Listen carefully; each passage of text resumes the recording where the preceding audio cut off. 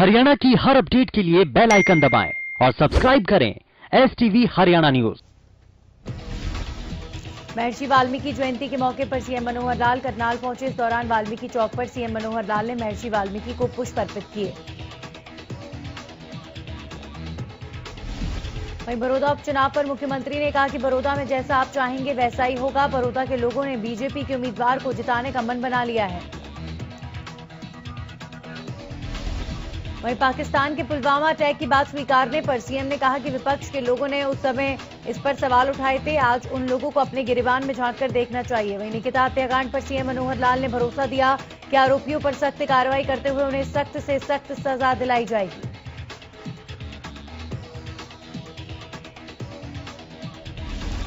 बड़ौदा में सीएम के दौरे के बाद समीकरण बदलते नजर आ रहे हैं। सीएम के दौरे के बाद कृषि कानूनों पर लोगों की नाराजगी दूर होती दिख रही है। एमएसपी पर सीएम के राजनीति छोड़ने के बयान के बाद बड़ौदा की हवा बदलती दिख रही है।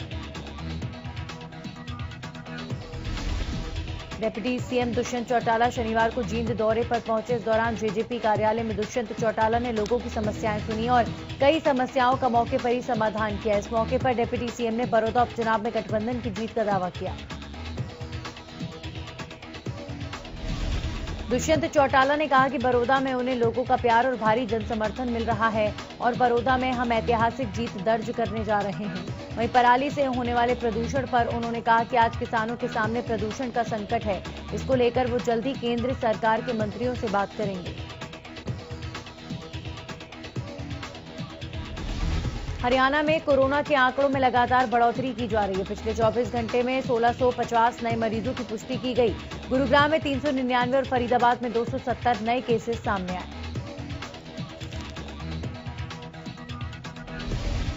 प्रदेश में पिछले 24 घंटे में 11 मरीजों की मौत हो चुकी है। वहीं अब तक कुल 1777 कोरोना मरीजों की मौत हो चुकी है। अब तक कुल 1,51,000 से ज्यादा मरीज कोरोना से ठीक हो चुके हैं।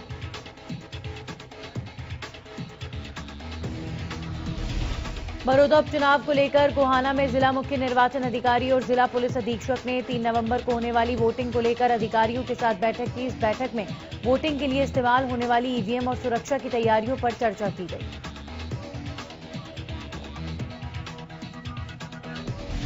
बैठक में कोविड-19 के नियमों के अनुसार सभी पार्टियों के प्रचार और जनसभाएं करने को लेकर भी चर्चा की गई। वहीं सुरक्षा के हिसाब से 1 और 2 और 3 नवंबर की रात को बाहरी लोगों के जिले में प्रवेश पर पाबंदी रहेगी, जिसको लेकर कई पुलिस टीमें बनाई गई हैं जो कि अपनी पैनी नजर रखेगी।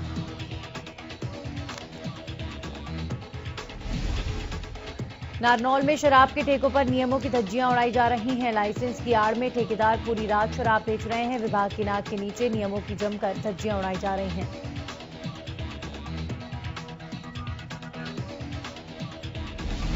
नांगल चौधरी अनाज मंडी में इन दिनों बाजरे की खरीद में नए पुराने का खेल खेला जा रहा है। मंडी में नए बाजरे में पुराने और पुराने बाजरे में नए बाजरे को मिलाकर बेचा जा रहा है। इस मिलावट के खेल से सरकार को लाखों का चूना लगाया जा रहा है।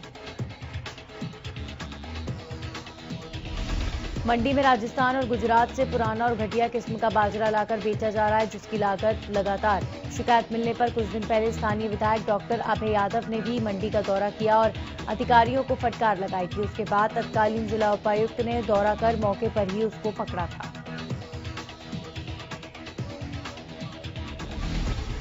वहीं जब इस मामले में अधिकारी से बात की गई तो उन्होंने भी माना कि सरकार के पास कोई साधन नहीं है जिससे नए और पुराने की जांच की जाए। इससे पहले नांगल चौधरी पुलिस भी कई बार अवैध बाजरे से भरे कई वाहनों को जब्त कर चुकी है। बावजूद इसके बाजरे का मिलावटी खेल जारी है।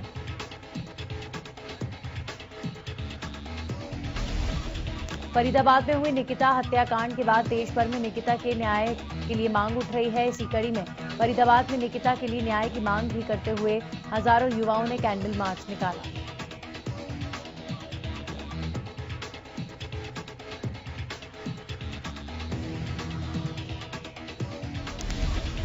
इस दौरान उन्होंने निकिता के हत्यारों को फांसी दिलवाने की मांग करते हुए न्याय मिलने तक दीपावली ना मनाने का फैसला लिया। फतेहपुर बिल्लौस में हजारों युवाओं ने 1 किलोमीटर तक पैदल मार्च निकाला और निकिता को न्याय दिलवाने की अपील की। इस दौरान युवाओं ने हाथों में मोमबत्तियां लेकर निकिता को श्रद्धांजलि दी और निकिता के गुनहगारों को फांसी दिए जाने की मांग की गई।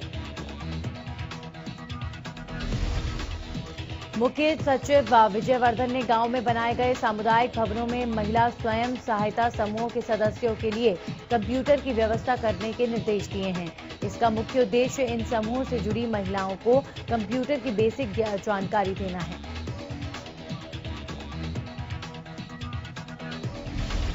मुख्य सचिव ने ये भी निर्देश दिए हैं कि ऐसे और अधिक स्थानों की पहचान की जाए जहां इन समूहों द्वारा कैंटीन चलाई जा सके। मुख्य सचिव ने ये निर्देश शुक्रवार को ग्रामीण विकास तथा विकास एवं पंचायत विभागों की योजनाओं की समीक्षा बैठक के दौरान दिए।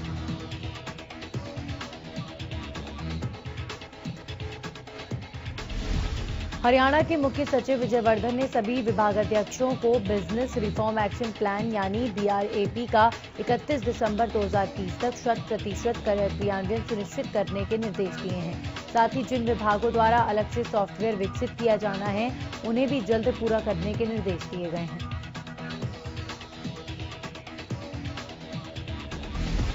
मुख्य सचिव ने ये निर्देश शुक्रवार को state business reform action plan और district business reform action plan को लेकर आयोजित समीक्षा बैठक में देते हुए नजर आए।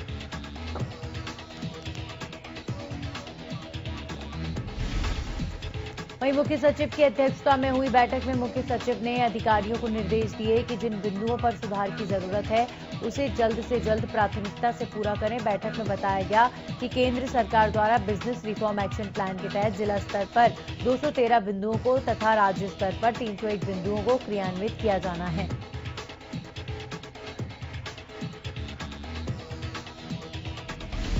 सोनीपत में सीएम फ्लाइंग टीम ने गुप्त सूचना के आधार पर छापेमारी करके पटाखा बनाने की अवैध फैक्ट्री का खुलासा किया है। छापेमारी से पहले ही अवैध फैक्ट्री चलाने वाला आरोपी मौके से फरार हो गया।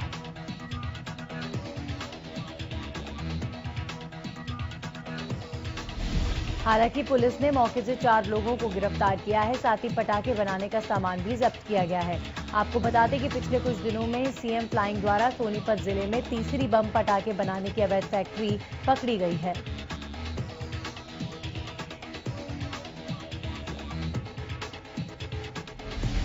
गुजरानी जलघर में चल रहे मेंटेनेंस कार्य में घटिया सामग्री लगाने का आरोप लगाते हुए ग्रामीणों ने शुक्रवार को जलघर का कार्य बंद करवाया। इस दौरान स्थानीय लोगों ने जन स्वास्थ्य एवं अभियांत्रिकी विभाग के खिलाफ रोष प्रकट किया।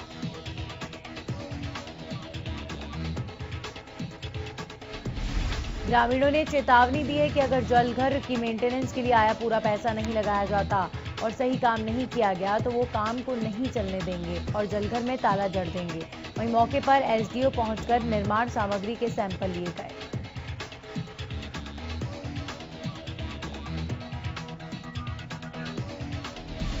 अधिकारियों का कहना है कि सैंपलों की जांच के बाद ही आगामी कार्रवाई की जाएगी। गुजरानी के ग्रामीणों ने बताया कि लगभग 15 साल पहले गांव के जलघर का निर्माण कार्य किया गया था, लेकिन अब तक जलघर की मेंटेनेंस का कार्य नहीं किया गया।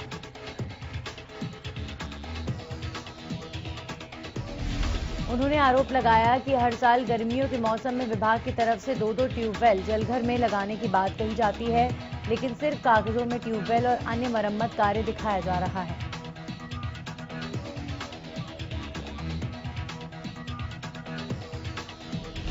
कैथल में एक अचार फैक्ट्री में सीएम फ्लाइंग की टीम ने छापेमारी की। इस दौरान टीम को फैक्ट्री से लिए गए 4 सैंपल असुरक्षित पाए गए।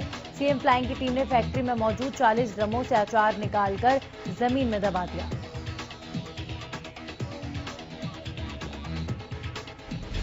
वहीं खबर यह भी है कि टीम की ओर से 160 ड्रमों में रखा अचार सील गया था, लेकिन मीडिया के सामने केवल 40 ड्रमों से अचार निकालकर ही जमीन में दबाया गया।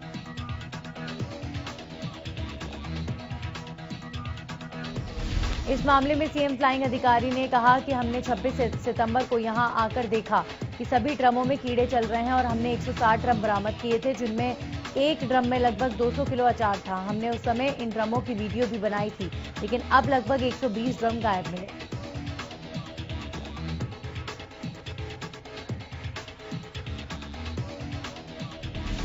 वक्त एक ब्रेक का है। त्योहारों के सीजन के चलते हिसार में सीएम फ्लाइंग का छापेमारी अभियान लगातार जारी है और इसी अभियान को लेकर शुक्रवार को हिसार में एक मावा पनीर बनाने वाली फैक्ट्री में सीएम फ्लाइंग की टीम ने छापेमारी की है।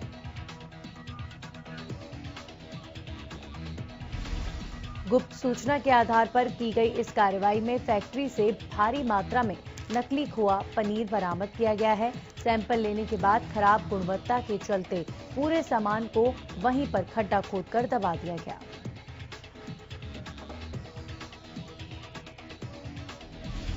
भवानी खेड़ा के गांव बडेसरा में शुक्रवार को सीएम फ्लाइंग टीम ने उद्दल देव ग्रुप के pH international senior secondary school में छापेमारी की। टीम को सूचना मिली थी कि स्कूल में पहली से 12वीं तक के छात्रों को पढ़ने के लिए बुलाया जा रहा है, जिसकी सूचना पर टीम ने छापेमारी की। इस मौके पर टीम ने कक्षा में स्कूली बच्चों को भीड़ में बैठे हुए पाया, जहां ना तो 2 गज की दूरी का पालन किया गया और ना ही किसी बच्चे ने मास्क पहना था।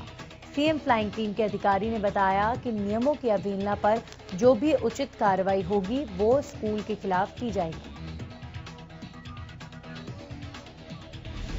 महंगाई की वजह से बिगड़े बजट को जनता अभी संभाल भी नहीं पाई थी कि अब सरसों के तेल ने जनता की परेशानी को बढ़ा दिया है। अंबाला में सरसों के तेल की कीमतों में 15 से 20 रुपए प्रति लीटर की बढ़ोतरी हुई है, जिसकी वजह से अब लोगों को 115 और 120 रुपए प्रति लीटर मिलने वाला सरसों का तेल 130 से 135 रुपए प्रति लीटर मिल रहा है। वहीं तेल विक्रेता तेल की बढ़ती कीमतों का कारण त्योहारों के सीजन को बता रहे हैं। साथ ही उन्होंने बताया कि इस बार एमएसपी की वजह से भी तेल की कीमतों में उछाल आया है। दुकानदारों की माने तो इस बार सरसों की फसल भी कम हुई है, जिस कारण भी तेल की कीमतें बढ़ी हैं।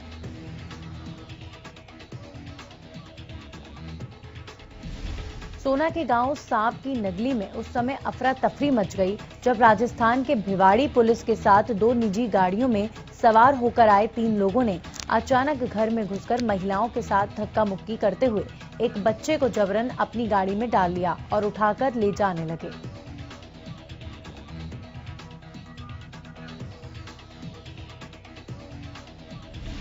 मामले की गंभीरता को देखते हुए पड़ोसी ने मौके पर आए, जिसके बाद ग्रामीणों की भीड़ जमा हुई। बच्चे को आरोपियों के चंगुल से छुड़ाते हुए सोना सिटी थाना पुलिस को सूचना दी गई और सभी लोगों को गाड़ी समेत मौके पर ही दबोच लिया गया।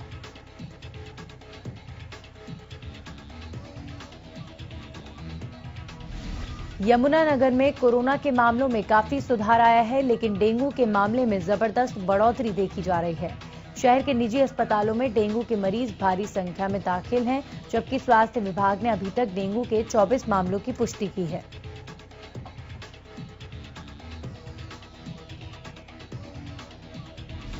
जिला civil surgeon doctor Vijay Dahiya ने बताया कि यमुनानगर में डेंगू के 24 मामले सामने आए हैं। उन्होंने कहा कि स्वास्थ्य विभाग के कर्मचारी लोगों को जागरूक कर रहे हैं ताकि डेंगू ज्यादा ना फैले।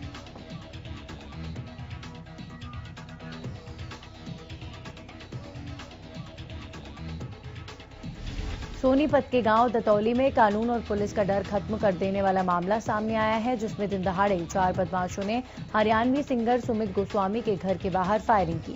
बदमाशों ने खुद पूरे मामले की वीडियो बनाकर सोशल मीडिया पर भी वायरल की है।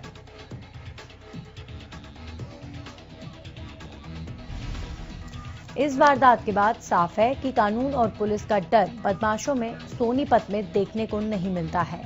वहीं बताया जा रहा है कि कुछ समय पहले एक युवक ने गायक और एक लड़की का नाम लिखकर सुसाइड कर लिया था, जिसके बाद ये पूरा मामला हुआ है। फिलहाल पुलिस ने 5 टीमें आरोपियों की तलाश कर रही हैं, लेकिन पुलिस के हाथ खाली हैं।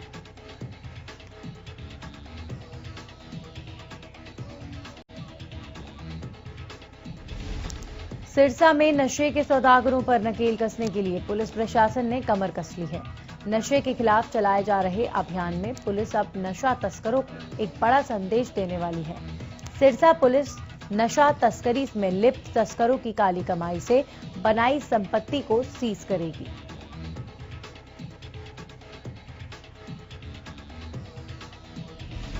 ये जानकारी सिरसा के पुलिस अधीक्षक भूपेंद्र सिंह ने दी है। उन्होंने कहा कि सजा याफ्ता नशा तस्करों की संपत्ति का ब्यौरा जुटाना शुरू कर दिया है। ऐसा करने से नशा तस्करों के खिलाफ एक बड़ा प्रहार होगा।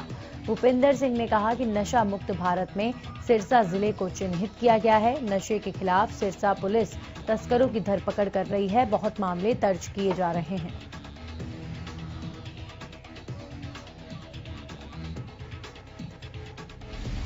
सिरसा के जगमलेरा प्राथमिक स्वास्थ्य केंद्र पर नर्सों की लापरवाही की वजह से 5 दिन पहले एक जच्चा बच्चा की जान चली गई, जिसके बाद से पीड़ित परिवार इंसाफ के लिए तर-तर की ठोकरें खा रहा है, लेकिन कोई उसकी फरियाद सुनने को तैयार नहीं।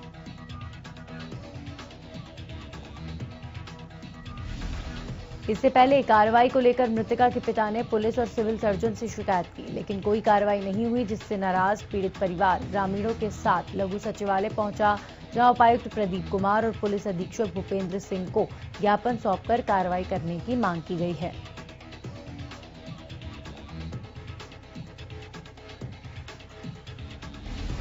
कोरोना संकट के बीच गुरुग्राम में बिजली विभाग की बड़ी लापरवाही सामने आई है। बिजली विभाग की तरफ से एक मकान का 61,000 रुपए का बिल मकान मालिक को भेजा है। साथ ही किसी का 14,000 रुपए का तो किसी का उससे भी ज्यादा राशि का बिल विभाग को थमाया गया है और ना भरने की सूरत में कनेक्शन काटने की धमकी दी जा रही है।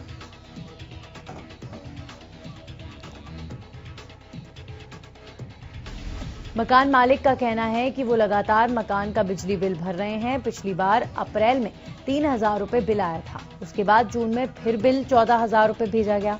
इसको ठीक कराने के लिए बार बार बिजली विभाग के चक्कर काटे गए, लेकिन कोई समाधान नहीं निकला। लेकिन अब फिर से अक्टूबर महीने का बिल 61,000 रुपए बना दिया है।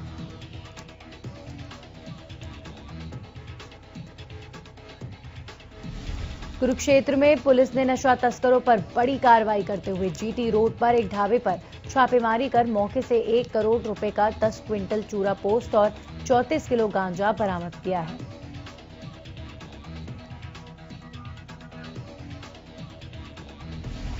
मामले की जांच कर रहे पुलिस अधीक्षक राजेश दुग्गल ने बताया कि गुप्त सूचना के आधार पर पुलिस ने रेड की तो 10 क्विंटल 34 किलो चूरा पोस्त 34 किलो गांजा मिला, जो कि इस साल की जिले की सबसे बड़ी उपलब्धि है। उन्होंने कहा कि मौके से गिरोह के सरगना रोशन लाल सैनी, फिरोज खान और संदीप को गिरफ्तार किया है।